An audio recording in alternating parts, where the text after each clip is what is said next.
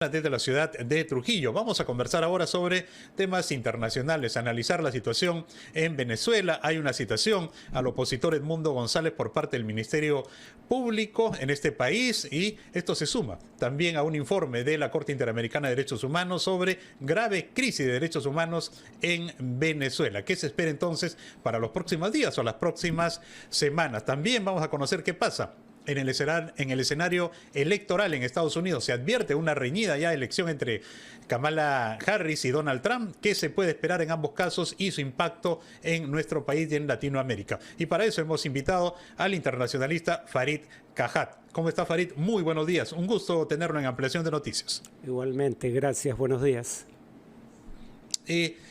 La pregunta recurrente sobre lo que pasa en Venezuela, Farid, es ¿cuán realmente fuerte está en el gobierno Nicolás Maduro y toda la gente que lo rodea? ¿No? Siempre hay la expectativa de una posible caída, pero ¿esto es real? ¿Cuál es el poder actualmente que tiene a Nicolás Maduro en el gobierno en Venezuela? A ver, prever una insurrección militar es una de las cosas más difíciles de hacer porque, por ejemplo, para hacer análisis cuantitativo necesitas una masa crítica de casos, o sea, un gran número de ejemplos, y los golpes de Estado no son un fenómeno recurrente que se produzcan regularmente, al menos no en lo que va del siglo XXI en América Latina, y dos, un golpe de Estado es por definición una acción conspirativa. Y los conspiradores no hacen pública su intención de dar un golpe de Estado. Entonces, prever algo así es muy difícil. Sin embargo, vistos los antecedentes, ¿qué podemos decir? Maduro ha convertido en cómplices a los miembros del alto mando militar. Las acusaciones en su contra por violaciones a derechos humanos ante la Corte Penal Internacional, las acusaciones de corrupción, según Transparencia Internacional, Venezuela es el país más corrupto de América, probablemente empatando el último lugar con Haití. Y también hay el tema de que hay miembros del gobierno, Maduro y otros más, que están requisitoriados por cortes de los Estados Unidos. Eso les da un incentivo para cerrar filas tras Maduro y se espía a los mandos medios para que no sean ellos quienes puedan intentar un golpe. Entonces no me parece altamente probable un golpe de Estado. Entonces, Farid, para usted, Nicolás Maduro, las próximas semanas que vienen va a seguir muy seguro en el poder. Va a ser muy difícil realmente que la oposición pueda contrarrestar esta situación, ¿correcto? A ver, veamos el ejemplo de Guatemala. En Guatemala se logró que lo que los guatemaltecos llamaban el pacto de corruptos, un grupo o una alianza que gobernaba el país, aceptaran los resultados electorales en favor de Bernardo Arévalo, que ahora es presidente en ejercicio. Pero ahí hubo movilizaciones de todos los estratos de la sociedad, cosa que ha habido en alguna medida en Venezuela. Pero en Venezuela ha habido una represión que ha dado muerte a muchos manifestantes y eso en sí mismo desincentiva la participación. Y presión internacional concertada, que no ha habido lamentablemente en el caso de Venezuela. Brasil y Colombia han tenido una iniciativa propia que es distinta a las acciones de la Unión Europea, que a su vez coordina, pero no necesariamente tiene la misma posición que Estados Unidos. Entonces, ese tipo de factores también favorecen, me temo, al régimen. Ahora, hay una citación al opositor Edmundo González por parte del Ministerio Público. Bueno, todos vemos acá la posibilidad de que la Fiscalía pues detenga a Edmundo González. Ahora, yo le pregunto, ¿es posible esto? Y también la situación de María Corina Machado. La hemos visto en diferentes presentaciones públicas, ¿no? Y no se le puede detener. ¿Está fallando por ahí la inteligencia del gobierno de Maduro? Probablemente no desean detenerla, ¿no? En este momento al menos. Pero cuando uno oye la retórica de Maduro, digamos, es tan proclive a la hipérbole que ni él debe creer lo que dice. Por ejemplo, ha acusado a Edmundo González de ser un criminal de guerra. A ver, asumamos que ha cometido algún delito, solo como hipótesis de trabajo. Bueno, el delito que definitivamente no cometió fue ser un criminal de guerra porque no hay una guerra en curso en Venezuela. O sea, y por otro lado, no importa lo que diga Maduro, las cortes en Venezuela no son independientes. Yo recordaría a quienes pongan en duda esto, que el Tribunal Supremo de Justicia, que ratificó la victoria de Maduro, a partir de 2004, para todo efecto práctico, es un apéndice del gobierno. Ustedes pueden ver en redes sociales, pueden googlear un video de 2006, si mal no recuerdo, cuando asumía la nueva mayoría del Tribunal Supremo de Justicia, donde algunos de los jueces corean la consigna "U.A. Chávez no se va". Es decir, es un Tribunal Supremo capturado por el gobierno. Lo mismo el Consejo Nacional Electoral. Amoroso, el jefe del Consejo Nacional Electoral, es fundador del partido oficial y fue diputado del Partido Socialista Unificado de Venezuela.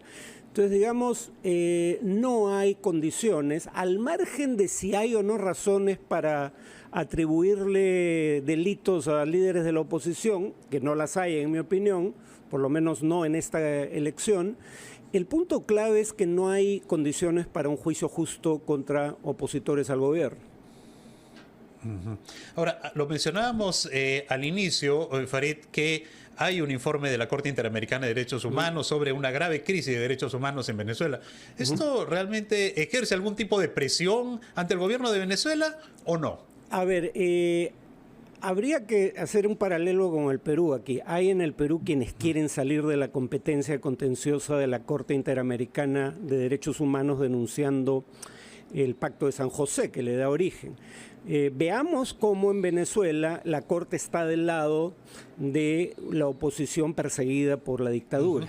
¿No? Es una instancia a la que podría recurrirse, que nos quiere quitar la mayoría del Congreso. Pero el problema en Venezuela es que Venezuela sí se retiró del Pacto de San José, que da origen a la Corte y obliga a someterse a su competencia. Si tú no le haces caso a la Corte, podría ser denunciado ante la OEA, pero Venezuela también se retiró de la OEA. En ese sentido, lo que la OEA y la Corte Interamericana digan no tiene efecto práctico sobre Venezuela, y ahí ya más bien depende de las acciones que tomen los gobiernos. Pero como decía, parte del problema aquí es que gobiernos que podrían tomar acción no lo han hecho de manera conjunta, que probablemente sería la forma más eficaz de proceder en esta materia. Ahora, ¿qué impacto podría tener en el pueblo venezolano y en el escenario actualmente si es que el gobierno finalmente decide capturar a Edmundo González, o está evaluando tal vez el gobierno de Maduro esta situación y esta probabilidad, y qué consecuencias puede traer esto? Bueno, es que veamos cuál es la principal acusación contra Edmundo González: usurpación de funciones. ¿Por qué? Porque mostró más del 80% de las actas electorales. Esa era obligación, mostrar las actas electorales del Consejo Nacional Electoral. Claro. El Consejo Nacional Electoral nunca las hizo públicas. Quien ha faltado a su deber es el Consejo Nacional Electoral.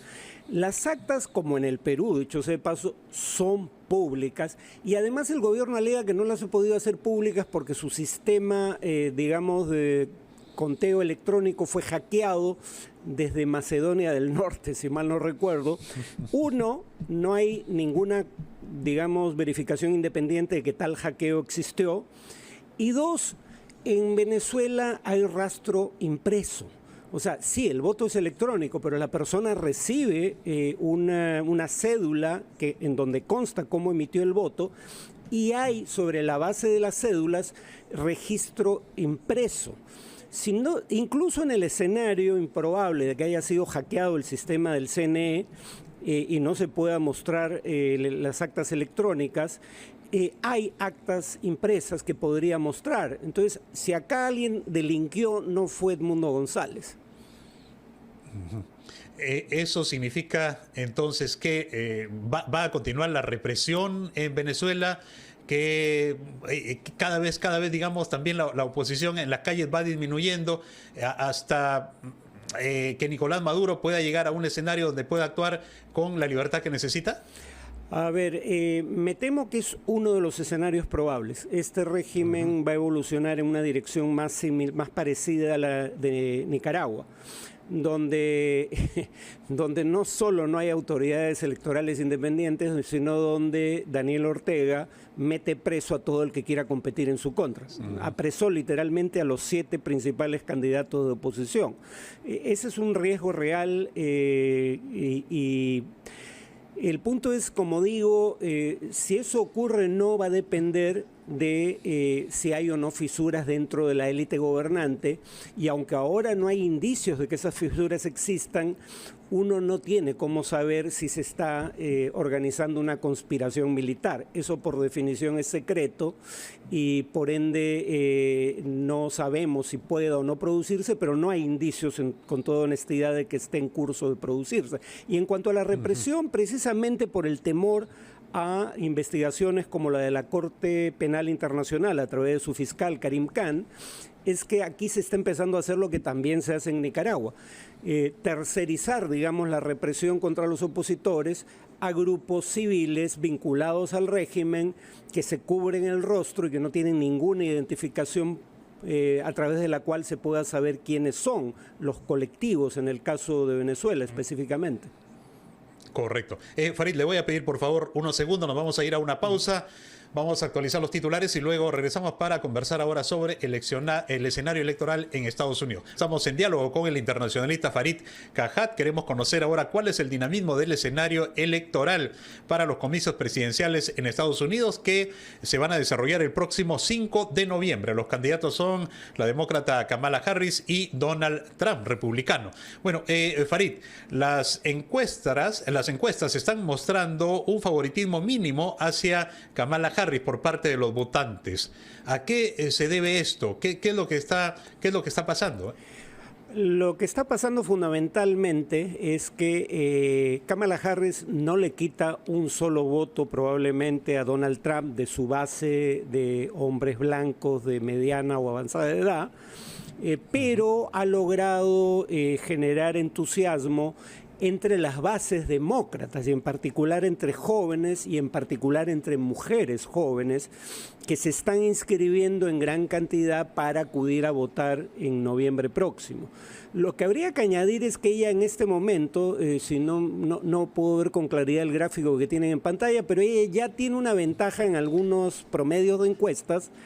Sí, bueno, aquí está precisamente está mostrando ahí las encuestas, ¿no? Claro. Kamala Harris 48,4 y Trump 46,9. Ya, ahí está todavía dentro del margen de error estadístico, pero ya Correcto. Hay encuestas que le dan a Harris una ventaja por encima del margen de error estadístico, pero aquí hay que tener en cuenta una cosa: el sistema electoral norteamericano no es stricto sensu democrático. No gana el que obtiene más votos del electorado, gana el que obtiene más votos del colegio electoral. Los electores eligen delegados ante un colegio electoral que es el que elige al presidente, y en casi todos los estados el que gana, aunque solo sea por un voto, la elección en ese estado se lleva a todos los delegados de ese estado ante el colegio electoral.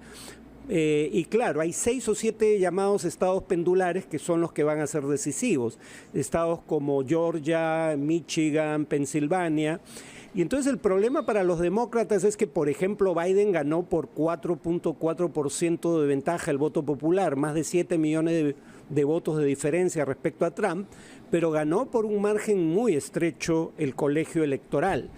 Ese es el problema de Kamala Harris. No le basta con ganar el voto popular, cosa que todo el mundo asume que va a hacer. Necesita ganar los estados pendulares. Eso es lo que está en juego ahora. Ahora, ¿le parece a usted, Farid, que Kamala Harris tiene el perfil de una buena estadista que cumple con el perfil para ser una mandataria en Estados Unidos? A ver, tiene más experiencia que la que tuvo Barack Obama al momento de ser elegido presidente, ¿no? Barack Obama había sido solo senador por unos pocos años. Ahora era un estudioso y eso lo ayudó. Digamos, lo que no sabía por experiencia lo sabía por su investigación. Kamala Harris en ese sentido en principio estaría calificada. Sus posiciones, digamos, en temas de programa son francamente ambiguas. Está haciendo una campaña que pone el énfasis en el entusiasmo despertado entre sus bases y en que ella podría unir al país, a diferencia de alguien como Trump, que lo divide y hace que segmentos de la sociedad norteamericana se odien entre sí. Digamos, yo querría más definiciones en materia programática, pero digamos que está dentro de la media y de hecho tiene mucha más experiencia que Trump cuando ganó por primera vez la presidencia. Trump fue el primer presidente que en ganar la presidencia sin tener ninguna experiencia previa ni en la política ni en las Fuerzas Armadas. Ahora, ¿qué es lo que vamos a ver en los próximos días o en las próximas semanas en el espacio electoral en Estados Unidos frente a estos indicadores que nos muestran las encuestas? ¿Vamos a esperar una reacción de Donald Trump con un discurso más extremista o un discurso más tranquilo, más apaciguado? No, a ver, yo sí creo que Trump fue cogido a contramano por el cambio de candidatura en el Partido Demócrata. Él tenía una estrategia diseñada para derrotar a Biden y de pronto no es Biden a quien tiene que enfrentar. Y Kamala Harris, a diferencia de Biden, que ponía un énfasis casi obsesivo en el hecho de que Trump representaba una amenaza para la democracia americana, ha hecho lo que probablemente hubiera sugerido algún psicólogo. A los matones no los enfrentas, habitualmente el matón es el fuerte del barrio, ¿no? No los enfrentas directamente, te burlas de ellos. No suelen tolerar bien la sorna. Y eso lo ha descolocado a Trump, pero yo creo que es cuestión de tiempo antes de que la estrategia se recalibre y, por ejemplo, ponga el énfasis en aquellos temas que, según las encuestas, favorecen a Trump. La economía y sobre todo el tema migratorio.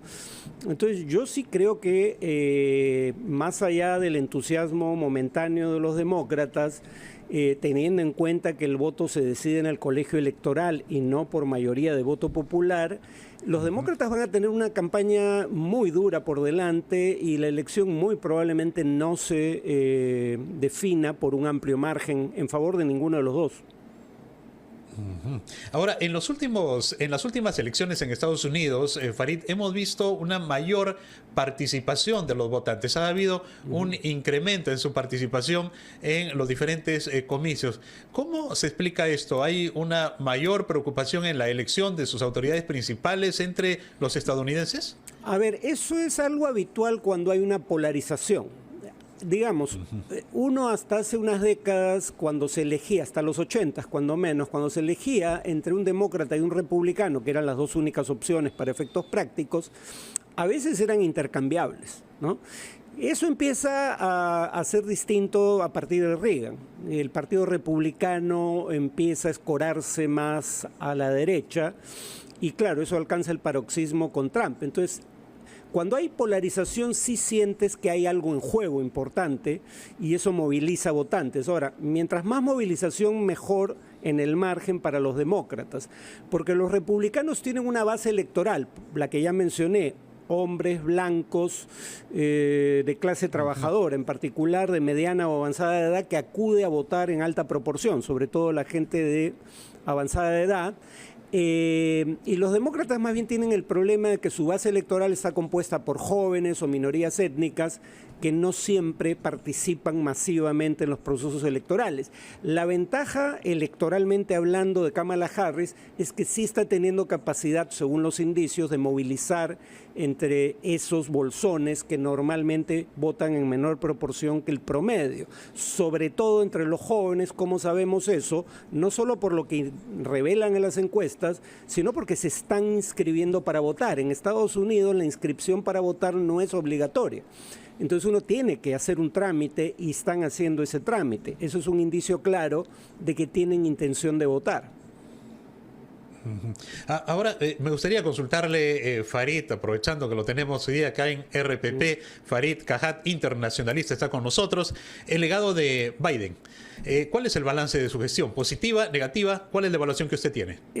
A ver, Biden me hace recordar, pero digamos en grado mayor aún, a Lyndon B. Johnson, ¿no? Lyndon B. Johnson en temas sociales y económicos fue un presidente progresista, ¿no? Habló de la gran sociedad, se aprueba durante su gestión los derechos civiles, pero es el presidente que tira eso por la borda y enfrenta su propia base electoral por escalar la presencia estadounidense en Vietnam. Yo creo que Biden es un presidente fallido en parte por eso. En términos de, digamos, políticas distributivas, fomento de la sindicalización, algunos dirían que es el presidente más progresista en las últimas décadas, pero su apoyo a lo que, en mi opinión, es francamente un genocidio en curso en Gaza, mancha su foja de servicios, y es lo que alienaba a un sector de la base del Partido Demócrata, sobre todo jóvenes y sobre todo mujeres jóvenes con educación superior. Y algo muy rápido, por favor, Farid, ya para terminar. ¿Cuál es el impacto que podría tener un posible triunfo de Kamala Harris para nuestro país? ¿O es totalmente indiferente? A ver, Harris y Trump son ambos proteccionistas. Los dos se pusieron al TPP, del cual era parte el Perú, el Acuerdo Transpacífico. Kamala Harris es tan proteccionista como Biden y como Trump, así que yo no esperaría muchos cambios, aunque los demócratas valoran más a sus aliados que Trump. Correcto, siempre atentos entonces a lo que pasa en los países vecinos, ¿no? En Venezuela, pero también, ¿no?, la mirada puesta en el escenario electoral en Estados Unidos, uno de los países más poderosos que tenemos en nuestro planeta. Muchísimas gracias. Vamos a agradecer a Farid Cajat por este diálogo con RPP y por toda la información muy oportuna, ¿no?, que nos permite entender mejor lo que pasa en el mundo. Muchísimas gracias, Farid, por este diálogo con RPP. Muy amable, muy buenos días.